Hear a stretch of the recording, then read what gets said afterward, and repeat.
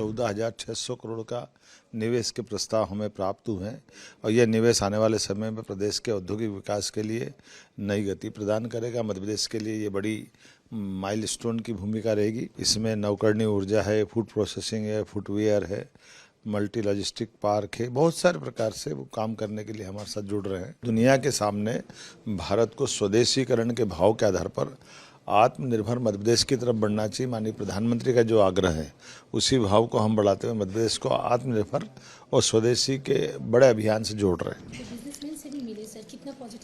आज कोलकाता में हमारा इंटरेक्टिव सेक्शन जो हुआ है इसके माध्यम से मुझे इस बात के लिए बड़ा आनंद आया है। पिछली बार जब हम कलकत्ता में आए थे तो पिछली बार भी बहुत अच्छा रिस्पांस मिला था, इस बार भी बड़ा रिस्पांस मिला है। सब मिला करके बहुत बड़े बड़े ग्रुप ने अपने यहाँ से जा कर के यहाँ भी रोजगार कर रहे हैं और हमारे यहाँ करके भी रोजगार करने के लिए आश्वस्त किया है। मोटे तौर पर अगर देखा जाए तो 14,600 करोड़ का निवेश के प्रस्ताव हमें प्राप्त हुए हैं और यह निवेश आने वाले समय में प्रदेश के औद्योगिक विकास के लिए नई गति प्रदान करेगा। मध्य प्रदेश के लिए ये बड़ी माइलस्टोन की भूमिका रहेगी, जिसके माध्यम से 16,000 से ज़्यादा लोगों को रोजगार मिलेगा।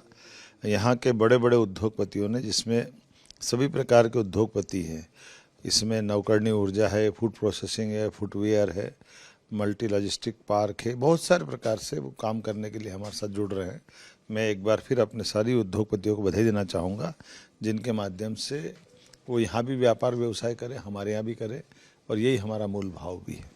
सर, जैसे देखा जाता है कि यहाँ के मुख्यमंत्री वो अक्सर बोलती है कि बंगाल में बहुत अच्छी अपॉर्चुनिटी है इन्वेस्टमेंट के लिए, तो अगर हम कंपेयर करें कि यहाँ के बिजनेसमैन वहाँ जाए तो आप क्या मैसेज देंगे? देखिए, हमारा कहना है कि उद्योगपति तो देश में कहीं भी व्यापार करते हैं, अब तो दुनिया में कर रहे हैं, तो स्वाभाविक रूप से देश के अंदर अगर यहाँ भी व्यापार करे और हमारे यहाँ भी करे तो राज्य अपनी अपनी पॉलिसियाँ बता करके व्यापार को बढ़ावा देना चाहता है। हमारे यहाँ पर्याप्त लैंड बैंक है, सरप्लस बिजली है, हमारी सभी प्रकार की इंफ्रास्ट्रक्चर की सुविधाएं हैं, देश के मध्य में भी है, ट्रांसपोर्टेशन की दृष्टि से बहुत अच्छा रहता है, लेबर की कोई हड़ताल नहीं होती है, इसलिए बहुत सारी अनुकूलता मध्य प्रदेश की है। और यही कारण है कि हमारी सरकार बनने के बाद हमने लगातार ये अभियान चलाया है। पिछली बार भी आया था तो लगभग 19,500 करोड़ के प्रस्ताव तब मिले थे। आज भी बड़े पैमाने पे हमको जो प्रस्ताव मिले हैं, मैं उम्मीद करता हूं कि इन प्रस्तावों के बलबूते पर मध्य प्रदेश भी आगे बढ़ेगा और यहाँ के उद्योगपतियों को अपने अपने क्षेत्र में वो भी प्रगति करेंगे। सर, आपने माइग्रेंट वर्कर्स की बात की कि वहाँ हड़ताल नहीं होती है, लेकिन माइग्रेंट वर्कर को लेकर एक जो यहाँ के लिए असुविधा हुई थी कि बंगाल से रिलेटेड जो माइग्रेंट थे उनके साथ थोड़ा उनको स्टक किया गया। नहीं, हमारे यहाँ तो कभी नहीं किया गया। हमारे यहाँ इस बात में कोई ऐसा उदाहरण नहीं है और हम ये मान के चलते कि राज्य के लोग एक दूसरे राज्य में आते जाते हैं।